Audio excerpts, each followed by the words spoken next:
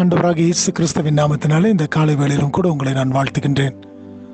மறுபடியுமாய் நானும் நீங்களும் ஒரு புதிய நாளுக்குள்ளாய் பிரவேசிக்கும்படியான கிருபைகளையும் பாக்கியத்தையும் தேவன் நமக்கு கொடுத்திருக்கின்றார். நாம் ஒவ்வொரு நாளையும் தாண்டி வரும் பொழுது அந்த நாளின் முந்தைய நாளை நாம் நோக்கி பார்ப்போம் என்று சொன்னால், எல்லா காரியத்திலும் தேவன் நம்மை எப்படியாக வழிநடத்தி வந்திருக்கிறார் என்பதை நம்மாலே நிச்சயமாய் உணர்ந்து கொள்ள முடியும். ஆகினால் தானே வேதத்தில் நாம் பார்க்கின்றோம், அவரை நம்பின மனிதர் பாக்கியவான்கள் என்று சொல்லி, அவரை விசுவாசிக்கின்றவர்கள் பாக்கியவான்கள் என்று சொல்லி நாம் வேதத்தில் பார்க்கின்றோம்.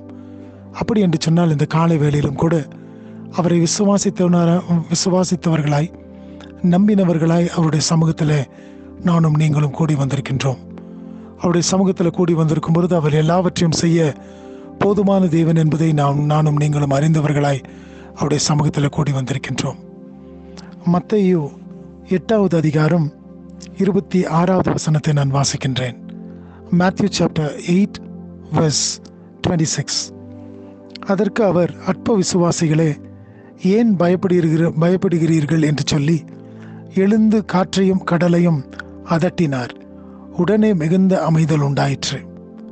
27வது வசனம் சொல்லுகிறது, அந்த மனுஷர்கள் ஆச்சரியப்பட்டு, இவர் எப்படிப்பட்டவரோ, காற்றும் கடலும் இவருக்கு கீழ்ப்படுகிறது என்றார்கள். இந்த இடத்துல நாம் பார்க்கும் பொழுது ஜனங்கள் எல்லாரும் அந்த படவில ஏறிக்கொண்டு போகின்றார்கள். அப்பொழுது படகு அலையினாலே மூடப்பட்டு கடலிலே பெரும் காற்று உண்டாகிறது. அந்த இடத்துல மூழ்கி போகக்கூடிய ஒரு சூழ்நிலை. ஆனால் ஆண்டவராகிய இயேசு கிறிஸ்து அந்த படகில அவர் பிரயாணம் செய்கின்றார். அவர் நித்திரை செய்து கொண்டிருக்கின்றார். அப்பொழுதுதான் வந்து கேட்குறாங்க, நாங்கள் மடிந்து போவது உமக்கு அக்கறை இல்லையா ஆண்டவரே என்று சொல்லி. அதற்கு தான் ஆண்டவர் சொல்றாரு, அதற்கு அவர், அற்ப விசுவாசிகளே, ஏன் பயப்படுகிறீர்கள் என்று சொல்லி எழுந்து காற்றையும் கடலையும் அதட்டினார். உடனே மிகுந்த அமைதல் உண்டாயிற்றாம். இதிலிருந்து நானும் நீங்களும் என்னத்தை கற்றுக்கொள்கின்றோம் இந்த காலை வேளையில? நிச்சயமாய் நம்முடைய வாழ்க்கையிலும் நம்முடைய குடும்பங்களிலும் கூட அநேக வேளைகளிலே இப்படிப்பட்ட கடல் சீற்றத்தை போல, கடல் கொந்தளிப்பை போல படகு அமிழத்தக்கதான ஒரு சூழ்நிலை வரக்கூடியதாய் காணப்படுகிறது. அந்த வேளையில் தானே நானும் நீங்களும் என்ன செய்கின்றோம்? உலகத்தில் உள்ளவர்களை அல்லது உலகத்தின் காரியங்களை நாம் நோக்கி பார்க்கின்றவர்களாய் இருக்கின்றோம். அல்லது இப்படிப்பட்ட கேள்விகள் நம்முடைய உள்ளத்திற்குள்ளாய் எழும்பக்கூடியதாய் இருக்கிறது.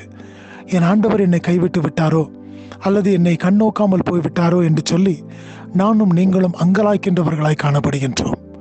அப்படிப்பட்ட வேளைகளிலே ஆண்டவரை பார்த்து சொல்கிறோம், ஆண்டவரே, நாங்கள் மடிந்து போகிறது உமக்கு தெரியவில்லையா என்று சொல்லி. ஏனென்றால் நம்முடைய வாழ்க்கையிலே, நம்முடைய குடும்பங்களில் அப்படிப்பட்ட பெரும் சீற்றங்கள் வரும் பொழுது நாம் பயந்து போய்விடுகின்றோம்.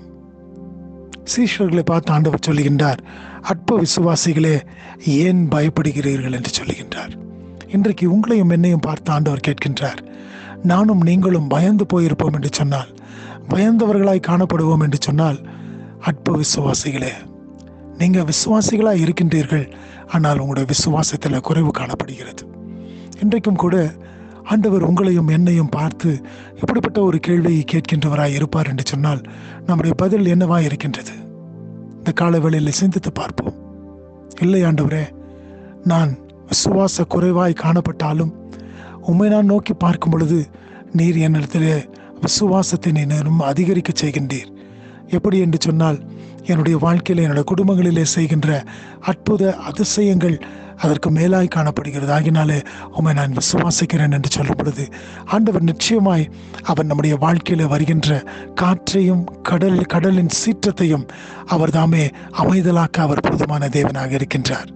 அப்பொழுது தானே பார்க்கின்றவர்கள் சொல்லுவாங்க, அவர்கள் எல்லாம் ஆச்சரியப்பட்டு 27வது வசனம், இவர் எப்படிப்பட்டவரோ, காற்றும் கடலும் இவருக்கு கீழ்ப்படுகிறது என்றார்கள். அருமையான தேவச்சனமே, நம்முடைய வாழ்க்கையிலும் கூட இப்படிப்பட்ட காரியங்கள் நடக்கும் பொழுது மற்றவர்கள் பார்த்து சொல்லுவார்கள், இப்படிப்பட்ட உன்னதமான தேவனை இவர்கள் தெய்வமாய் பெற்றிருக்கிறார்கள் என்று சொல்லி. அவர்களும் கூட இப்படிப்பட்ட ஒரு தேவனை அறிந்து கொள்ள அது ஏதுவாக காணப்படும். ஆகினாலே சோர்ந்து போகாதே. இந்த நாளிலும் கூட கர்த்தர் எல்லாவற்றையும் தம்முடைய சித்தப்படி உனக்கு நடத்தி தர அவர் போதுமானவராக இருக்கின்றார். அவரை விசுவாசிக்கும் பொழுது, அவரை நோக்கி பார்க்கும் பொழுது அவர் எல்லாவற்றையும் செய்து உன்னை வழி நடத்துவார். இந்த நாளை ஆசீர்வதித்து கொடுப்பாராக. ஆமென்.